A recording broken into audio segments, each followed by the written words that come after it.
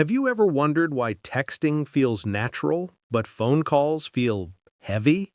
If that sounds like you, here's the psychology behind why some people genuinely prefer texting over calling. You process emotions internally. People who prefer texting usually think before they respond. It isn't avoidance, it's emotional clarity. Texting gives your brain a few extra seconds to organize your thoughts, reduce social pressure, and avoid saying something you'll regret. Psychologists call this cognitive buffering, and it helps you feel more in control of the conversation.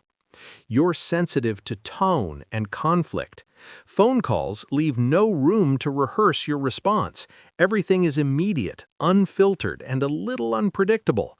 If you're someone who hates misunderstandings or raised voices, texting provides psychological distance. It lets you read, pause, and respond calmly, a built-in emotional safety net for people who are naturally conflict-averse or highly empathetic.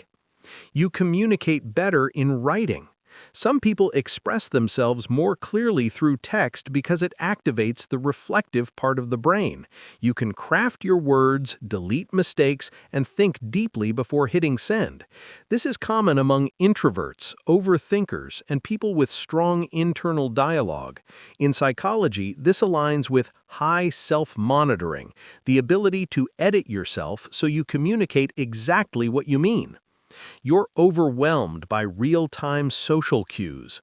Phone calls demand instant reactions, tone, timing, pauses, background noise. It's a lot for the brain to track at once. Texting removes those layers and lowers cognitive load. You can give attention without feeling drained, which is especially helpful for people who get socially exhausted or overstimulated easily. You value autonomy and emotional space.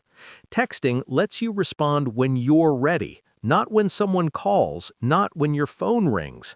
People who prefer texting often protect their mental energy. They don't like being pulled into a conversation they didn't emotionally prepare for. It's not being unavailable, it's emotional independence. So if texting feels easier, calmer, or simply more you, it's not a flaw, it's a reflection of how your mind processes connection.